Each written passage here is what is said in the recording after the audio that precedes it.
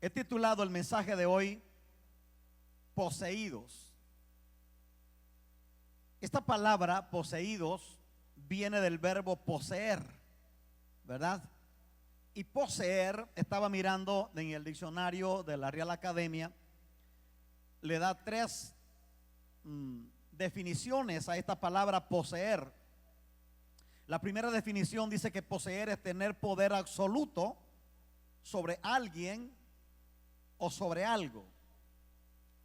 La segunda definición dice que es ser dueño de algo o dueño de alguien. Oiga esto usted, por favor, dueño de alguien, eso es poseer. Pero la tercera definición dice que poseer es ejercer control total sobre una persona o sobre una cosa.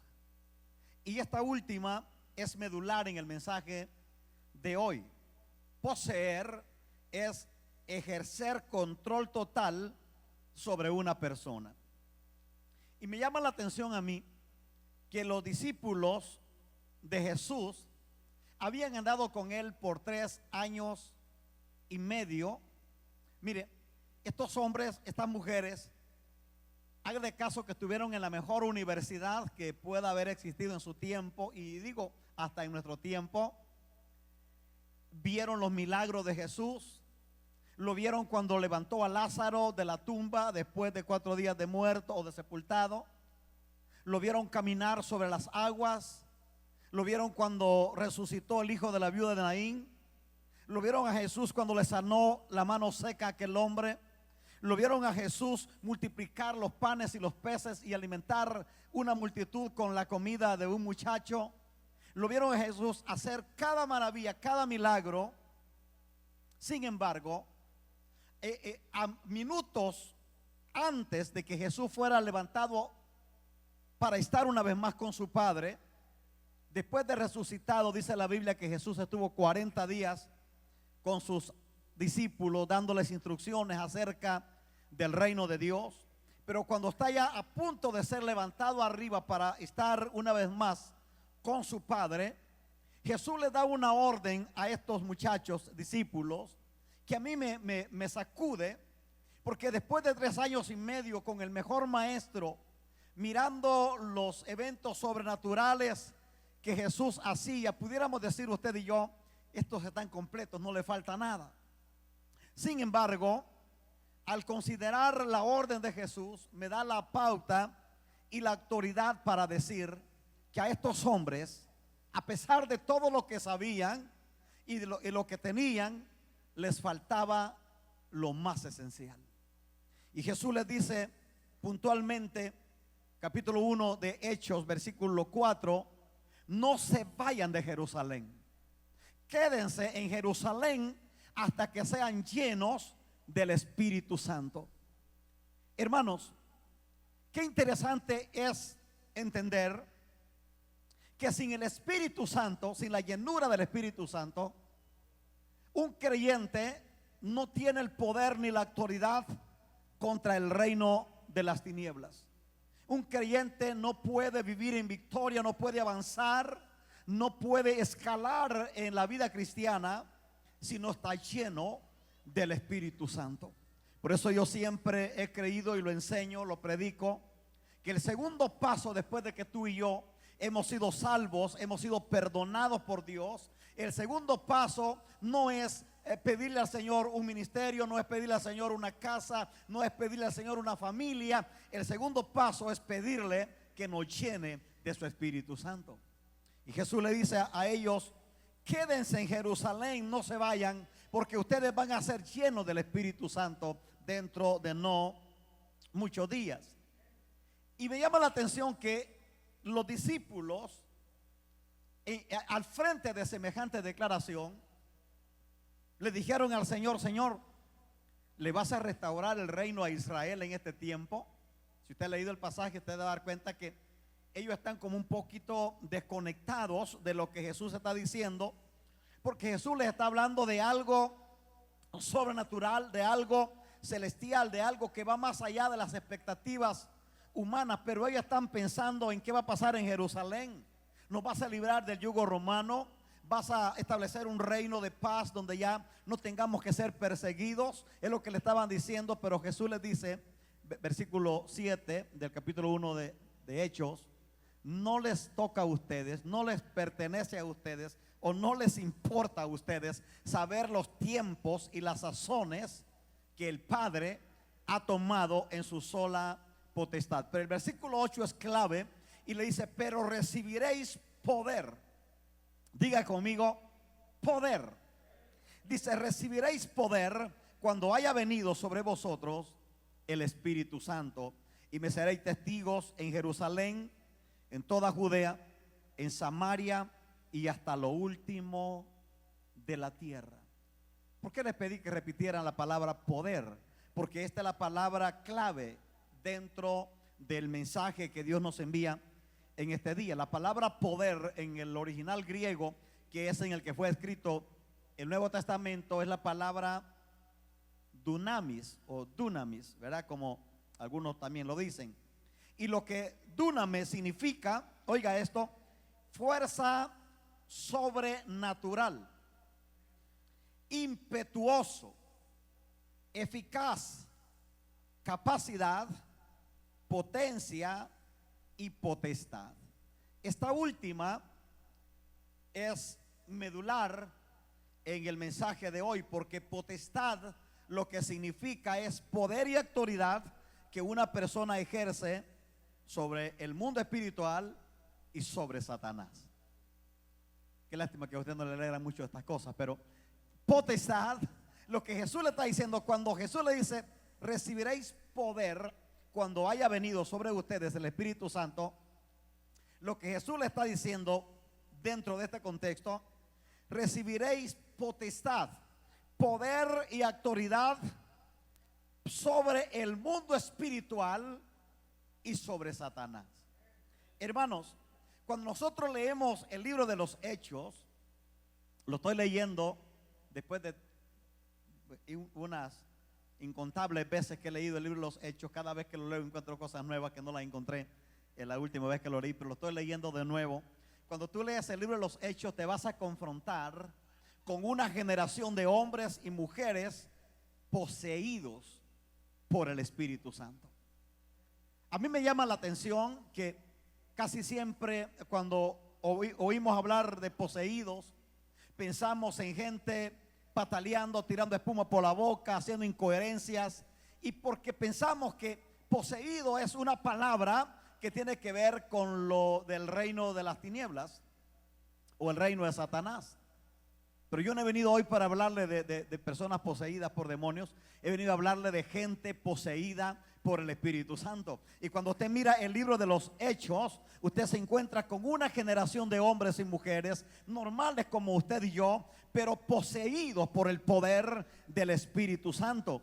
Y ahí en el día del Pentecostés, en el capítulo de Hechos, dice la Biblia que el Espíritu Santo no solo llenó a los creyentes, sino que se les metió dentro. No solo vino sobre los creyentes, sino que se les metió dentro. O sea, los poseyó a esos creyentes del primer siglo. Y hay tres palabras en el griego que describen esta maravillosa experiencia. La primera palabra es Hayab, J-A-Y-A-H, Hayab. Y esta palabra lo que significa es que vino con poder, que el Espíritu Santo vino con poder, porque dice Hechos 2 que de repente se oyó en el cielo como un estruendo, como un viento recio que soplaba, y dice que vino el Espíritu Santo y se asentó sobre cada uno de ellos como llama de fuego, así dice la palabra del Señor. Entonces la palabra Hayab lo que dice es que vino con poder, lo que implica que le dio una cobertura total, los cubrió completamente a esos creyentes. Pero hay otra palabra en el griego, es la palabra Salah, S-A-L-A-H, y lo que quiere decir esta palabra es que vino poderosamente, impetuosamente, como un viento recio, como un huracán, vino sobre los creyentes. Pero hay una tercera palabra que es a la que quiero hacer hincapié en este día, y es la palabra Labach, L-A-B-A-S-H, Labach. Esta palabra también quiere decir que vino con poder, pero la raíz etimológica de lavach en su significado más profundo significa vestirse de. Oiga esto, vestirse de. Entonces lavach describe mejor lo que sucedió en el día del Pentecostés. ¿Por qué? Porque el día del Pentecostés, el Espíritu Santo, dentro de este contexto y de la definición de la palabra lavach, el Espíritu Santo se vistió de los creyentes, lo que significa que los poseyó completamente. No fue que les dio una pequeña unción, no lo llenó solamente, sino que se les metió adentro y los poseyó. Y esos creyentes salieron de allí poseídos por el Espíritu Santo. Dejaron de ser hombres ordinarios, hombres comunes, hombres miedosos, hombres tal vez atemorizados, para convertirse en hombres peligrosos bajo el fuego del Espíritu Santo, de manera que nada ni nadie los podía detener. Nadie podía detener a los apóstoles del Señor después que salieron del aposento alto. Usted, si lee el libro de los Hechos, se va a dar cuenta que Pedro, el hombre que había negado a Jesús hacía pocos días, Pedro había negado a Jesús, lo había hasta maldecido. Ahora Pedro se para en pie con los otros 11 y les predica un mensaje a los mismos que habían crucificado al Señor. Los encara personalmente y públicamente, sin miedo a que lo mataran, sin miedo a nada, porque estaba poseído por el Espíritu Santo. ¿Me va siguiendo usted aquí todavía? Ahora, estos hombres, hermanos, revolucionaron el mundo de su tiempo con el poder del Evangelio de Cristo. No eran creyentes normales, no eran creyentes de iglesia solamente, eran hombres peligrosos bajo el poder del Espíritu Santo. Donde quiera que se metían, algo tenía que pasar. Las comunidades, hermanos, eran revolucionadas por el fuego de Dios que estaba dentro de esos creyentes. Ni siquiera tenían que decir nada, ellos entraban a un lugar y algo tenía que pasar. El ambiente cambiaba porque el Espíritu Santo que estaba dentro de ellos empezaba a obrar maravillas y milagros en el pueblo. Por todo el libro de los Hechos, usted los ve haciendo prodigios, milagros y maravillas a través del Espíritu Santo que estaba dentro de esos hombres. Hermanos, sin el Espíritu Santo no hay cristianismo verdadero. Sin el Espíritu Santo no hay vida cristiana victoriosa. Sin la llenura del Espíritu Santo no habrán hombres y mujeres aguerridos que estén determinados a entregarlo todo por el reino de Dios, por Jesucristo. Sin el Espíritu Santo seremos una religión más entre las miles de religiones que hay en el mundo. Sin el Espíritu Santo seremos creyentes miedosos, cobardes, pasivos, y no podremos hacer la obra de Dios, porque solo es a través del Espíritu Santo que podemos lograr cumplir el propósito de Dios en nuestras vidas. Por eso Jesús le dijo: no se vayan de Jerusalén, quédense en Jerusalén, porque ustedes van a ser llenos del Espíritu Santo. Míreme acá, por favor. Esto a mí me atrapa, porque Jesús ya les había enseñado todo lo referente al reino de Dios. Jesús ya les había dado, hermanos, un seminario de 3 años y medio con el poder, con las maravillas, con las señales, con todo lo que ellos necesitaban saber. Pero qué interesante que Jesús les dijo: muchachos, ustedes todavía les hace falta lo más esencial. Tienen que ser llenos del Espíritu Santo para que ustedes puedan ser mis testigos en Jerusalén, en Judea, en Samaria y hasta lo último de la tierra.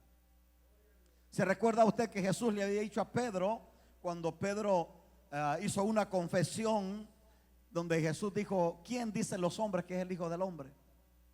Todos dijeron, unos piensan que es Juan el Bautista, otros creen que es Jeremías o algunos de los profetas, pero Jesús dijo: ¿y ustedes quién dicen que soy?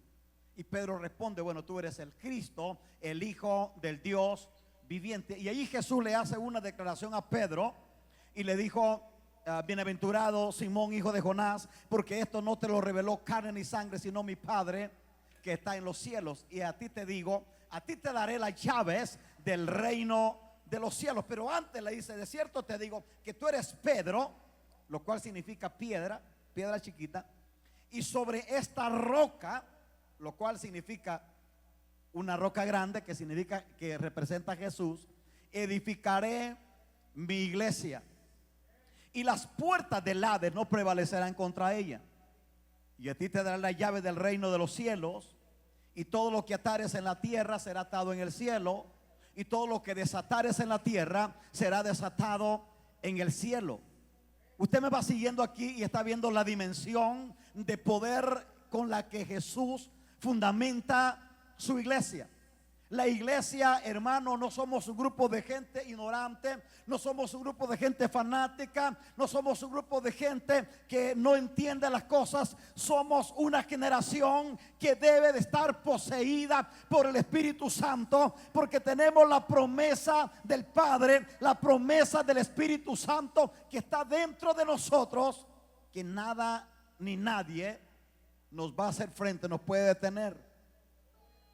Entonces, ¿de a dónde el cristianismo fácil? ¿De a dónde el cristianismo pasivo? ¿De a dónde el cristianismo tal vez conformista? ¿De a dónde? Yo le voy a decir de a dónde. Es un cristianismo que ni siquiera conoce lo que es el Espíritu Santo. Es un cristianismo que tiene un Espíritu Santo de información, de teología, un Espíritu Santo que lo aprendió en algún libro o lo escuchó hablar de alguien. Pero el Espíritu Santo es una persona. Él es una persona con quien tú y yo podemos tener una comunión íntima, con quien tú y yo podemos tener una amistad. El Espíritu Santo es una persona. Él está aquí con nosotros en esta mañana. Yo lo puedo sentir caminando conmigo en esta plataforma. Él está paseándose allí por donde usted está. Y si en este día usted deja que Él lo posea, si usted deja que Él lo abrace, este día su vida puede cambiar para siempre, porque el Espíritu Santo tiene el poder de cambiarlo todo. Aleluya. Mire, un creyente lleno del Espíritu Santo es capaz de hacer retroceder al mismo infierno. No hay nada ni nadie que lo pueda detener. Pocos días después de esta experiencia maravillosa que los discípulos tuvieron allí en Jerusalén, en el aposento alto, dice la Biblia que salieron a predicar el evangelio en Jerusalén, la tierra en donde habían crucificado a Jesús.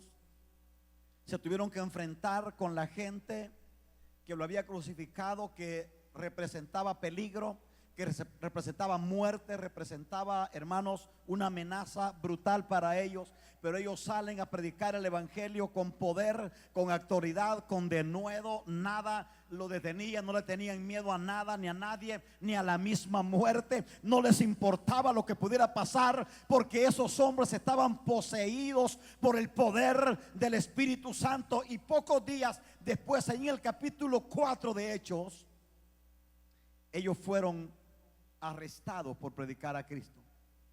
Fueron arrestados poquitos días después. Si usted le pone lógica al asunto, yo me recuerdo hace unos años arrestaron a un pastor predicando aquí en la avenida 6, y yo escuché 2 que 3 comentarios de personas que dijeron: tiene que haber andado haciendo algo mal el pastor, por eso lo metieron a la cárcel. Porque los hemos vuelto así, para señalar, para criticar. Pero yo nunca escuché que alguien dijo: ¿sabe qué? Oremos para que ese hombre Dios le meta fuego y predique el evangelio ahí en la cárcel. La gente decía: no, por algo lo metieron. Y la gente se asustó, ya ni siquiera quería salir a predicar a las calles por miedo que viniera la migra, que viniera la policía o te metieran a la cárcel. ¿Por qué? Porque hace falta, hermanos, la llenura, hombres y mujeres poseídos por el Espíritu Santo. A estos hombres los arrestaron y los amenazaron que no siguieran predicando más en el nombre de Jesús. Y oiga usted las palabras que el apóstol Pedro le dice aquí en el versículo 19 y 20 del capítulo 4 de Hechos. Pedro fue el hombre que negó a Jesús. Pedro fue el hombre que no quiso asociarse con el maestro en el momento que lo habían capturado, porque él sabía que eso le podía costar la vida. Pero ahora Pedro, arrestado por las autoridades en Israel y bajo una amenaza, Pedro y Juan les responden estas palabras a los principales sacerdotes de Israel y les dicen: juzguen ustedes si es justo delante de Dios obedecer a vosotros o obedecer a Dios. Es justo, dice Pedro, delante de Dios obedecerles a ustedes antes que Dios. Hermano, esto le podía costar la vida al apóstol Pedro, pero él no tuvo miedo, él no tuvo temor, no le importó. Pero la siguiente parte, o sea, el versículo 20 del capítulo 4 de Hechos, este versículo es poderoso. Oiga lo que Pedro dijo: porque no podemos dejar de decir lo que hemos visto y oído.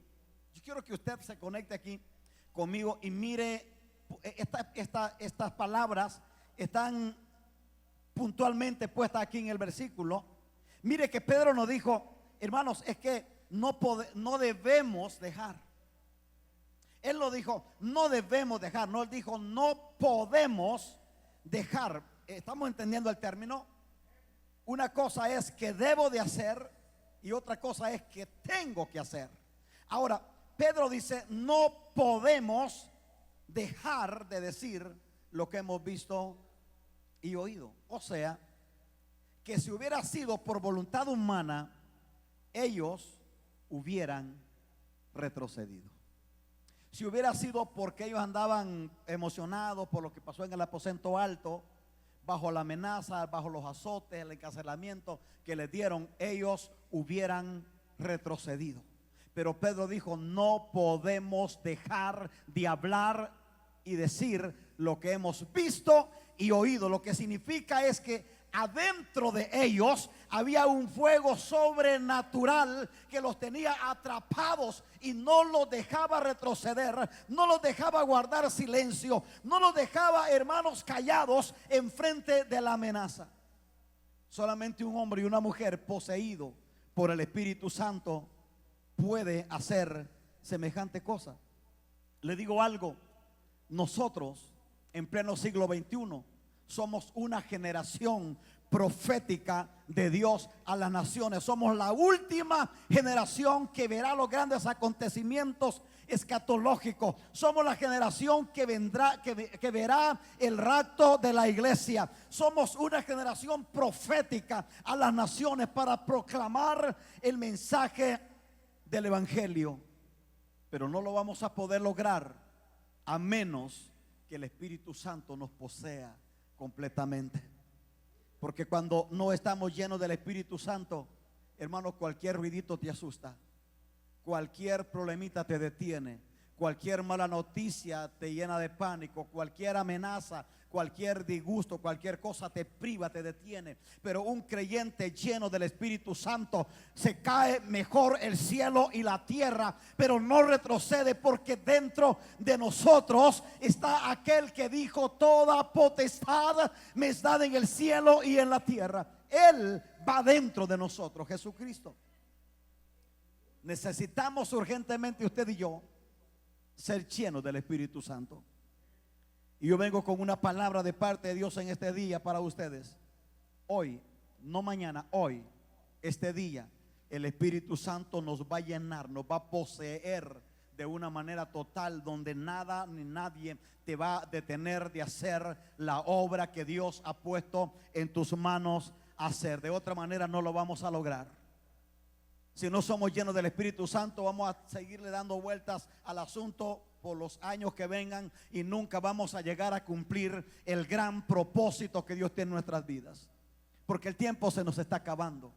El tiempo se nos está yendo. No sabemos cuánto tiempo Dios nos va a regalar para que sigamos hablando estas cosas, para que sigamos predicando el evangelio, para que sigamos ganando almas. Necesitamos pedirle al Espíritu Santo urgentemente que nos llene, que nos posea en este día con el poder de su gloria. Oiga usted, en el capítulo 5, un capítulo adelante, los discípulos del Señor fueron apresados una vez más. Pero esta vez un ángel del Señor los sacó de la cárcel y les ordenó predicar en el templo. Yo quiero que usted vaya conectando conmigo aquí esta escena. Aquí tienen una amenaza, aquí los azotan, los amenazan que no sigan hablando del nombre de Jesús y los meten a la cárcel. Y el Espíritu Santo, Dios envía un ángel y los saca de la cárcel, pero no solamente los saca, sino que le da una orden. Lo saca de la cárcel y le dijo: quiero que vayan al templo a predicar.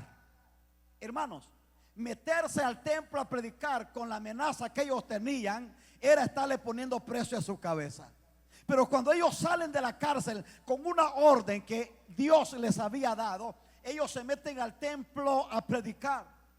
Dice la Biblia textualmente que al siguiente día se reunieron los principales sacerdotes y los escribas y los mandaron a traer a la cárcel para interrogarlos y para matarlos. Los querían matar. Oiga esto usted. Los querían matar. Había un complot, había un plan para matar a los discípulos y mandaron a alguaciles a la cárcel para traerlos. Y cuando estos van a la cárcel, después de un rato regresan con la noticia y dijeron: fuimos a la cárcel, las puertas están seguras, están cerradas, los soldados están postados en las puertas vigilando, pero cuando entramos a la cárcel ellos no están allí. Dice la Biblia que las autoridades estaban perplejos, aterrados, no lograban entender qué era lo que había pasado, cuando de repente viene un muchacho y les dio la noticia y dijo: miren, los hombres que metieron a la cárcel ayer, allá están en el templo predicando. Y ahora los mandan a traer, los arrestan y los mandan a traer para quitarles la vida, para matarlos. Yo quiero que se meta usted conmigo en esta escena, porque esta escena, hermanos, es poderosísima. Cuando los mandan a traer, ya no para meterlos a la cárcel, ya no para impedirles, sino que los iban a matar. Pero hay un hombre, hay un maestro de la ley llamado Gamaliel, y este hombre los persuade a los principales sacerdotes para que no le hagan daño a los apóstoles, para que no los maten. Y cuando escucharon a Gamaliel, que Gamaliel era un hombre muy respetado en Israel, y él los persuadió para que no lo mataran, entonces los principales sacerdotes, oiga esto usted por favor, los principales sacerdotes mandaron a traer los apóstoles, porque los habían sacado afuera para que no escucharan lo que Gamaliel les estaba diciendo. Y cuando los mandan a traer, dice la Biblia textualmente, Hechos capítulo 5 versículos 40 y 42, dice la Biblia: entonces llamaron a los apóstoles y después de azotarlos, oiga usted, después de azotarlos, les ordenaron que no hablaran más en el nombre de Jesús. Después de eso los soltaron. Versículo 41. Así pues, los apóstoles salieron del consejo llenos de gozo por haber sido considerados dignos de sufrir afrentas por causa del nombre. Oiga esto usted por favor. Los habían azotado. Cuando, hermanos, si usted logra investigar y conocer las torturas del azote, tanto el judío como los romanos eran azotadas terribles. Siempre daban 39 azotes a cualquier persona que se rebelara en contra del gobierno. Y cuando los azotaron a los apóstoles y los dejaron ir, mi Biblia dice literalmente que ellos salieron llenos de gozo, llenos de alegría por haber sido dignos y considerados para sufrir afrenta por causa del nombre. Amados, esto solo puede pasar con un hombre y una mujer que está poseído por el Espíritu Santo. Yo no sé si usted está logrando captar la dimensión de lo que le estoy hablando en este día. Naturalmente era como para llorar, era como para quejarse, era como para deprimirse, era como para huir. Pero ellos salieron llenos de gozo, alegres, felices, porque Dios les había tomado en cuenta y les permitió sufrir afrenta por causa del nombre de Jesús. Y dice el versículo 42: y día tras día en el templo y de casa en casa no dejaban de enseñar y anunciar las buenas nuevas que Jesús es el Mesías. Amados, necesitamos la llenura del Espíritu Santo. Necesitamos ser poseídos por el Espíritu Santo. El Espíritu Santo no permite un cristianismo fácil. El Espíritu Santo no permite un cristianismo pasivo. El Espíritu Santo es el motor, el dunamis, lo que cayó en el día del Pentecostés y poseyó a estos 120 hombres y mujeres que estaban allí esperando la promesa del Padre. Sin la llenura del Espíritu Santo no vamos a poder caminar en victoria. Sin la llenura del Espíritu Santo vamos a ser creyentes, hermanos, de altas y bajas. Ahora estamos arriba, mañana estamos abajo. Ahora queremos ganar las naciones, mañana no queremos venir a la iglesia. Sin la llenura del Espíritu Santo vamos a ser creyentes vulnerables o volubles, movidos por cualquier viento o por cualquier amenaza, porque solo el Espíritu Santo es que nos puede dar el poder para pararnos firmes en frente de cualquier circunstancia y vencer en el nombre de Jesús. ¿Cuántos anhelan la llenura del Espíritu Santo en este lugar? Este día vamos a ser poseídos por el Espíritu Santo. Yo le decía esta madrugada al Señor, le dije: Señor, yo quiero que tú poseas mi vida hoy como nunca en todo el tiempo que tengo sirviéndote. Quiero ser poseído por el Espíritu Santo. Ya no quiero conocer al Espíritu Santo de una manera teológica solamente. Ya no quiero conocerlo por la información que tengo en la Biblia. Quiero conocerlo de una manera personal. Quiero estar con Él. Quiero saber quién es Él. Quiero sentir su gracia. Quiero sentir su amor. Quiero sentir su poder. Quiero que caminemos juntos cada día con Él, porque solamente así vamos a tener la victoria que Él tiene planeada para cada uno de nosotros. La carta a los Hebreos en el capítulo 11 habla de los héroes de la fe. Eran hombres poseídos por el Espíritu Santo, los héroes de la fe. Y después que el escritor sagrado habla de Abraham, de Moisés, de Noé, de Rahab y de todos los héroes que usted ve allí en el capítulo 11 de Hebreos, yo quiero que usted escuche con mucho cuidado, por favor, cómo termina el capítulo 11 de Hebreos.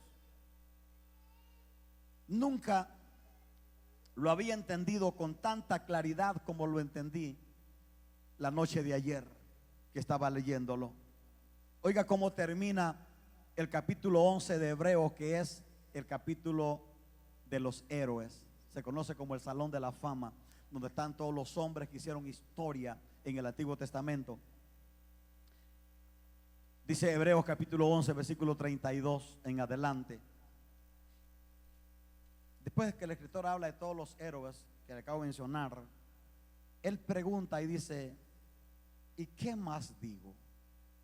Porque el tiempo me faltaría contando de Gedeón, de Barak, de Sansón, de Jefté, de David, así como de Samuel y de los profetas, que por fe conquistaron reinos, hicieron justicia, alcanzaron promesas, taparon bocas de leones, apagaron fuegos impetuosos, evitaron filo de espada, sacaron fuerza de debilidad, se hicieron fuertes en batallas, pusieron en fuga ejércitos extranjeros. Las mujeres recibieron sus muertos mediante resurrección, mas otros fueron atormentados, no aceptando el rescate. A fin de obtener mejor resurrección, otros experimentaron vituperios y azotes. Además de esto, prisiones y cárceles, fueron apedreados, aserrados, puestos a prueba, muertos a filo de espada. Anduvieron de acá para allá, cubiertos de pieles de ovejas y de cabras, pobres, angustiados, maltratados, de los cuales el mundo no era digno, errando por los desiertos, por los montes, por las cuevas y por las cavernas de la tierra. Y oiga esto usted, por favor. Y todos estos, al que alcanzaron buen testimonio mediante la fe, no recibieron lo prometido, proveyendo Dios alguna cosa mejor para nosotros, para que no fuesen ellos perfeccionados aparte de nosotros. Amados, estos héroes lo entregaron todo por la fe. Entregaron sus vidas, lo entregaron todo por la fe. Y algo que atrapa mi corazón es que dice el escritor sagrado que a pesar de que lo entregaron todo, a pesar de que hicieron todas las proezas que le acabo de leer, no miraron lo prometido. Y usted dice, ¿qué injusticia? No. La última parte de este capítulo es crucial para usted y para mí. Dice, proveyendo Dios alguna cosa mejor para nosotros, para que no fuesen ellos perfeccionados aparte de nosotros. Todos los héroes de la fe, todos los hombres que usted encuentra en el capítulo 11 de Hebreos, ellos predicaron, creyeron profundamente que vendría un Mesías a traerles la libertad tan deseada en Israel. Murieron sin mirar ese Mesías, porque dice la Biblia que Dios había provisto algo mejor para nosotros, para que ellos no fueran perfeccionados aparte de nosotros. Yo no sé si esto te atrapa el corazón, pero anoche cuando yo estaba leyendo este pasaje, yo no pude, hermano, soportar ese peso en mi espíritu, que Dios no premió a aquellos hombres que lo entregaron todo en el Antiguo Testamento, porque Él tenía planeado bendecirte a ti y a mí. Él tenía planeado que tú y yo fuéramos parte también de esa promesa que ellos predicaron por toda su vida. Y así es como el Evangelio, el Mesías, llegó a nosotros, murió, entregó hasta la última gota de su sangre. Alguien acaba de decir en este púlpito, Dios pudiera haber comprado nuestra salvación de cualquier otra manera. Él es Dios, Él es soberano, Él es el dueño del oro y de la plata. Él pudiera haber comprado tu salvación y mi salvación de cualquier otra manera, pero Él voluntariamente, Él quiso entregarse para morir de la manera más vergonzosa y cruel en una cruz. Él fue avergonzado, fue escupido, fue desnudado, fue azotado, fue humillado, porque Él quiso que tú y yo tuviéramos el acceso directo al trono de la gracia para acercarnos al Dios todopoderoso que nos ama y nos ama de verdad. Hermanos, ¿qué nos pasa a la iglesia en siglo XXI? ¿Qué nos pasa a los creyentes en siglo XXI? Se nos ha olvidado que si no fuera por la gracia de Dios, que si no fuera por el amor de Dios, ¿a dónde estuviéramos tú y yo? Quizás algunos de nosotros ya ni siquiera estuviéramos. Quizás ya hubiéramos muerto, o estuviéramos metidos en un centro psiquiátrico, estuviéramos quizás condenados a una silla de rueda, a una cama, qué sé yo. ¿A dónde estuviéramos si no fuera por la misericordia de Dios? ¿Qué nos pasa a los creyentes en pleno siglo XXI que le ponemos pero a todo para hacer la obra de Dios? Para hacer el trabajo de Dios no tenemos tiempo. Qué casualidad que tenemos tiempo para todo. Tenemos tiempo para los pasatiempos, tenemos tiempo para el trabajo, tenemos tiempo para la familia, tenemos tiempo para todo, pero no tenemos tiempo para hacer la obra de Dios. ¿Qué nos pasa? Yo le voy a decir qué nos pasa. Hemos pasado por alto que sin el Espíritu Santo no hay cristianismo verdadero. Hermanos, ya casi no se predica esto de los púlpitos, pero he sido confrontado por el Dios de la gloria y voy a empezar a predicar el evangelio de la gracia que está a punto de terminar en esta tierra. Los días, hermanos, los tenemos contados ya en esta tierra. Ya sea que Jesucristo venga o que la muerte nos sorprenda, pero estamos a punto de encontrarnos con el amado de nuestra alma, el que lo entregó todo por nosotros. ¿Qué es lo grande que usted y yo podemos hacer para servirle a Dios si Él lo entregó todo por usted y por mí? Él lo entregó todo en esa cruz.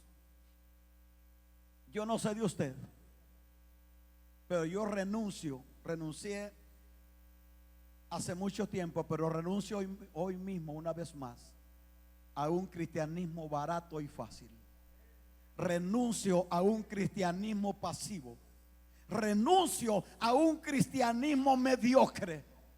Yo no sé si usted quiere unirse conmigo y renunciar en este día a un cristianismo pasivo, un cristianismo de domingo, un cristianismo eventual. Yo renuncio a ese cristianismo y le pido al Espíritu Santo que este día nos posea de la cabeza a los pies y que nos haga hombres y mujeres peligrosos para el reino de las tinieblas. ¿Sabes cuántos creyentes en este tiempo andan asustados por las malas noticias y por lo que el diablo anda vociferando por allí? Debería de ser al revés. ¿Sabes quién tendría que andar asustado? Es el diablo y sus demonios, porque adentro de nosotros está el precioso Espíritu Santo. Y Él no es un viento como algunas religiones dicen por allí. Él no solamente es la tercera persona de la Trinidad como la teología lo enseña. El Espíritu Santo es, además de ser Dios, además de tener la divinidad de Dios, el Espíritu Santo es un guerrero peligroso que cuando tú le permites que entre contigo, a donde quiera que te metas, el diablo, sus demonios tienen que retroceder. Yo estoy orando para que Dios nos levante al nivel donde vamos a mirar al Espíritu Santo obrando maravillas y prodigios a través de nuestras vidas.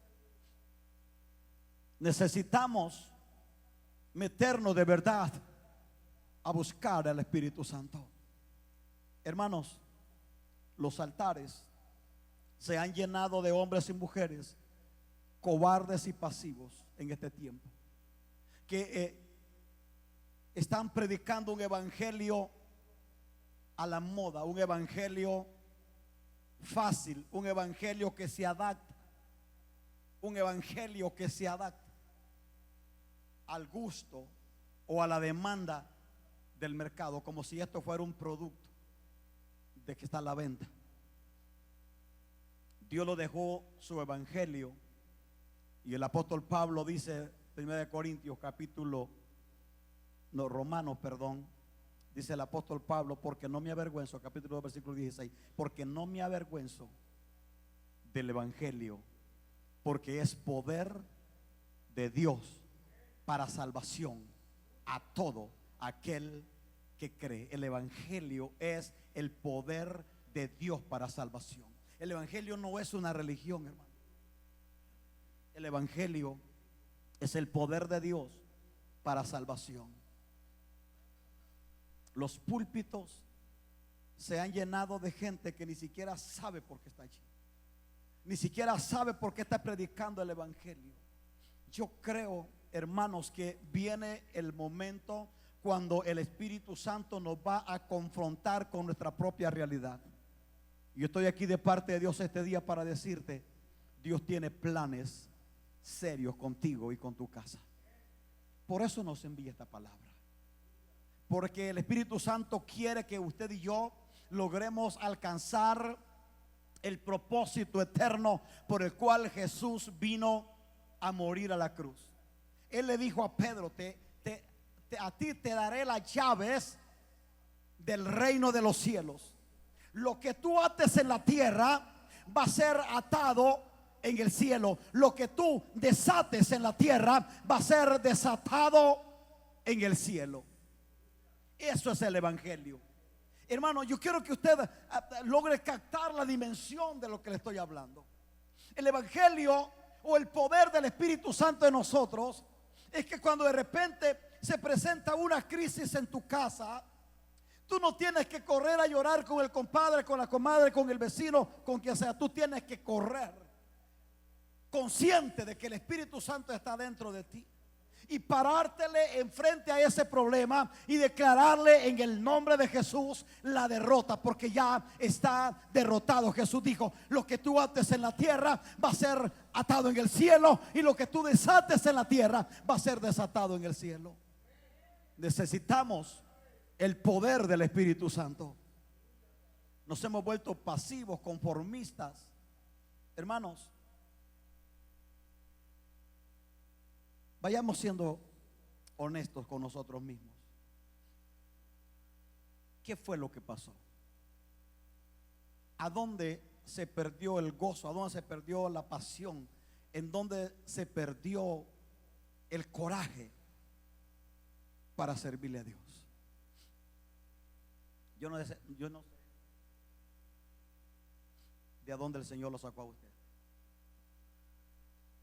A mí el Señor me sacó de la religión, debajo del cesto de la religión, metido en la idolatría, podrido en idolatría. Religioso y bailarín, era tremendo para el chancletazo, aunque usted no lo crea.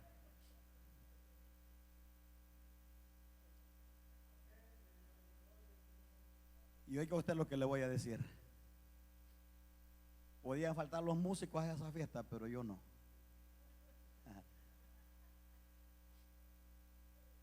Y no me iba de la fiesta hasta asegurarme que me comía el último tamal y lo que no quedaba nada. Y tenía que trabajar el siguiente día a las 6 de la mañana, y estaba en la fiesta hasta las 3, 4 de la mañana. Nomás salía a bañarme, ponerme ropa y para trabajar. Y no se haga, usted también era igual. Bueno, algunos no. Mire, yo tengo amigos allá en mi país, eso no me pasa allá. Tengo amigos que tienen sus chiquitos, sus niños, y ellos dejan con el vecino, con quien quiera que sea, dejan sus niños y se van a la parranda, al baile. Y ahí están toda la noche en el baile. No les importa con quién están sus hijos, no les importa si sus hijos comen o no comen, no les importa. Ahí están. Y nomás salen del baile, agarran a los niños, los llevan para allá con los abuelos, con quien quiera, y ellos se van para su trabajo. No hay fatiga que se van a desvelar, que se van a arrugar porque se desvelan. No, no hay fatiga de eso. Ellos lo que quieren es divertirse. Pero qué casualidad que cuando vienen a la iglesia, porque conozco muchos de ellos que vinieron a la iglesia y ahora todo los detiene. No, que no me puedo desvelar porque voy a poner, me voy a por viejo, me voy a ser más viejo si me desvelo, me voy a arrugar, me voy a salir más canas, que mis niños, que aquí, que el trabajo, que lo otro. Perdónenme que estoy hablando en blanco y negro, pero es que les dije que íbamos a hablar a como lo entendemos. ¿En dónde está el problema? ¿Por qué allá éramos tremendos para cumplir nuestros compromisos y no nos importaba desvelo, cansancio? Mira, hasta sin comer estábamos. Yo me pasé días, un día y una noche sin comer, que no me quería perder ningún momentito, y si me iba a comer iba a perder algo de tiempo. ¿A dónde está el problema? ¿A poco no es lo correcto? ¿No es que seamos más aguerridos ahora? ¿A poco no es que seamos más apasionados ahora? Porque en aquel tiempo el que nos poseía era otro.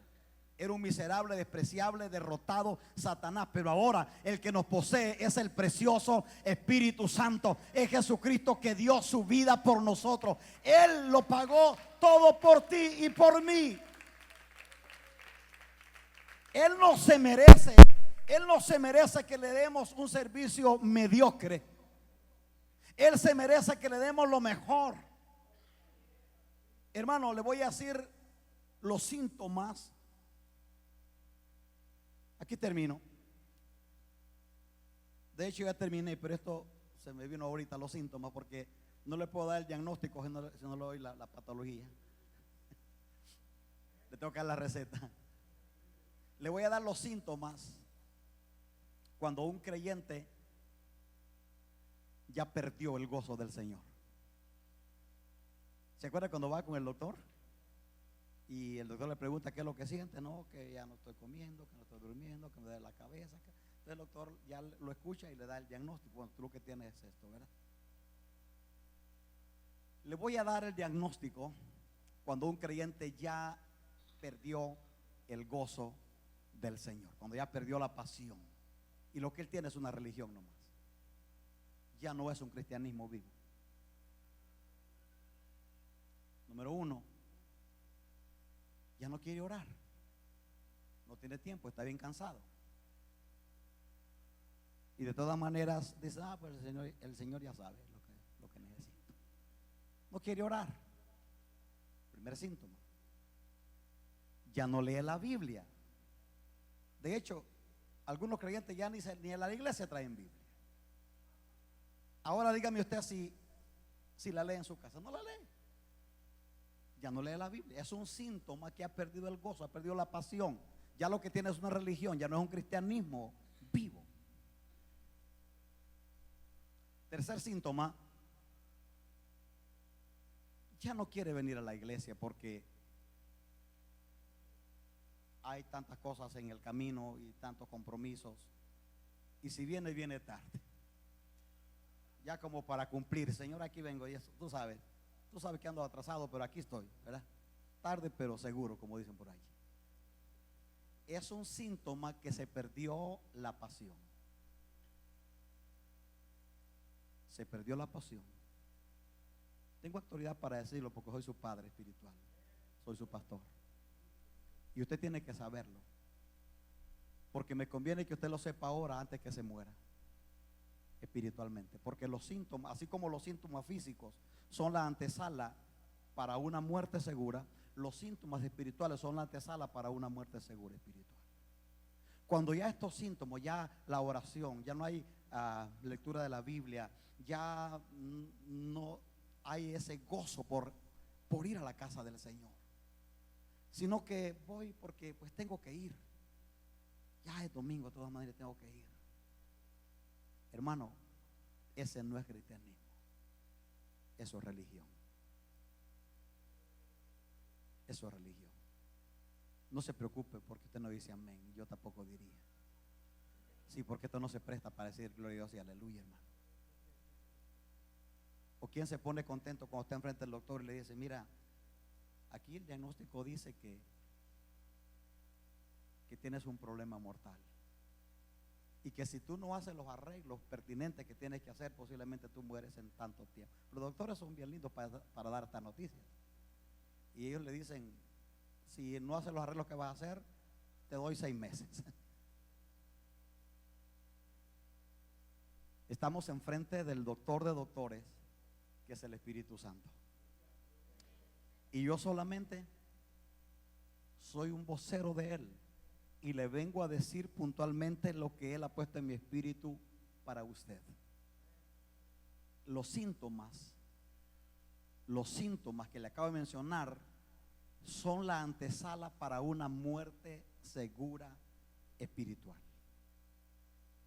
No hay otra manera de decirlo, no hay excusa. En el reino de Dios no hay excusas. No hay excusas, hermano. Usted no puede venir a decir, pastor, es que yo tengo buenas intenciones. Oh, si usted supiera, mire, yo tengo tremendas intenciones. Cuando pueda usted va a ver lo que voy a hacer. No. Entonces, el libro de Hechos de los Apóstoles sería las buenas intenciones de los apóstoles, o los buenos deseos de los apóstoles. Pero son los hechos de los apóstoles. Le acabo de decir que esa gente lo entregó todo. Murieron por lo que ellos creían. Hermano, de todos los apóstoles del Señor, de todos, uno solo nomás murió de muerte natural. Y porque se la jugó todas. Juan, el apóstol Juan. Después de que lo han azotado, la historia cuenta que Juan, después de que ya lo habían encarcelado y se había librado de tantas que lo querían matar, el emperador dijo, bueno, vamos a hacer la prueba de fuego con este muchacho, porque miramos que de plano no podemos hacer nada con él. Cuenta la historia que en una pila llena de aceite hirviendo, que no torturaban y mataban a sus víctimas, le dijeron al apóstol Juan, quítate tus sandalias y camina por esa pila hirviendo de aceite. Si sales vivo al otro lado, ya la hiciste. Porque de esa pila nadie salía vivo. En cuanto se metía en el aceite lo mataba. Estaba hirviendo. Y cuenta la historia que el apóstol Juan entró descalzo, pasó por dentro de esa pila hirviendo de aceite al otro lado y nada le pasó, ni siquiera una llaga en sus pies. Entonces el emperador, mirando que no podía hacer nada con este hombre, lo mandó a desterrar a una isla llamada Patmos, para que muriera allí de viejo y comido por las fieras. Pero lo que no sabía es que allí el Cristo resucitado se le apareció a Juan, no como el Cristo que él había conocido cuando se recostaba en el pecho de él. Ahora se le aparece un Cristo victorioso, un Cristo radiante, un Cristo lleno de gloria. Dice la Biblia que Juan cayó a los pies de Jesús como muerto cuando lo miró, y allí Dios le dio la tremenda revelación que jamás hubiera pasado si Juan no llega a esa isla. Y tenemos el Apocalipsis. Allí Dios le dio la más sublime revelación de todos los tiempos al apóstol Juan, el único apóstol que murió de muerte natural. De allí todos, la historia cuenta que Pedro fue crucificado cabeza abajo. Él no quiso ser crucificado como su maestro, lo crucificaron cabeza abajo. Jacobo fue muerto en una plancha caliente, allí lo mataron. Pablo fue decapitado. Y todos, unos fueron aserrados, los metían en tabla y los aserraban como si era un trozo de madera. O sea, todos los hombres de Dios de la Biblia, los héroes de la fe que le acabo de mencionar en el libro de Hebreos capítulo 11, ellos dieron su vida por Cristo, su vida, no su tiempo, su vida, su vida. Mi pregunta, póngase de pie por favor, mi pregunta en este día es, ¿qué está dispuesto usted a dar por el Señor? ¿Qué es lo que usted va a hacer? Yo me recuerdo cuando mi padre murió, yo estaba deprimido y enojado con Dios, pataleando, 17 años, reclamándole a Dios una serie de cosas. Y el Señor me habló. Fue la primera vez que oí la voz de Dios. 2 semanas tenía de haber recibido a Cristo. La primera vez que oí su voz. Y Él me dijo, Neftalí, ¿qué es lo grande que tú puedes hacer por mí, que puedes sufrir por mí, si yo doy mi vida por ti en la cruz? 1979. esa voz me cambió mi vida para siempre. Han pasado los años y esta pasión, este fuego cada vez más se agiganta, es más fuerte. Hermano, han habido problemas en abundancia, han habido tragedias, muchas, amenazas, de todo. Pero cuando el Espíritu Santo te posee, te llena, no hay nada ni nadie que te puede hacer retroceder en el reino de Dios. Yo quiero, cierra tus ojos un momentito ahí donde usted está. Quiero que me ayude a orar por la gente que nos está mirando en su casa. Yo sé que hay gente linda que nos está mirando cada domingo en su casa. Ayúdenme usted a orar por ellos, porque yo creo con todo mi corazón que este día el Señor también va a llegar allá donde ellos están con esta gracia, con esta unción. Estoy sintiendo la gloria de Dios moviéndose ya en este auditorio, en este lugar. Y yo quiero dirigir esta palabra a mis hermanos y amigos que nos están mirando allá en su casa. Si todavía no has recibido a Jesús como tu Señor y como tu Salvador personal, este día es tu día. Este es el día que Dios había planeado salvarte, abrazarte, perdonar tus pecados. Yo quiero pedirte que en este momento tú hagas una oración por mí. Tú que nos estás mirando allá en tu hogar, haz una oración y dile: Padre, en el nombre de Jesús, me rindo a ti en este momento, reconociendo tu gran amor por mí. Lo entrego todo por ti y te quiero servir. Perdona mis pecados y poséeme con el poder de tu Espíritu Santo, para que de ahora en adelante yo pueda hacer tu obra y la pueda hacer apasionadamente para tu reino y para tu gloria. En el nombre de Jesús de Nazaret. Si tú hiciste esta oración conmigo, busca un lugar, congrégate en un lugar, busca una casa en donde te puedan alimentar con la palabra del Señor. Si estás aquí en Tucson y no tienes un lugar a donde ir, esta es tu casa, Manantial de Amor. Ahí va a estar la dirección abajo en la pantalla donde tú puedes buscarnos. Estamos aquí, te esperamos con los brazos abiertos para alimentarte con la palabra pura de Dios en tu vida. Dios te bendiga y Dios te guarde. Dale un aplauso de alabanza, por favor, a la presencia del Señor y a la gente que nos está mirando en casa. Dios les bendiga, Dios les guarde. Ahora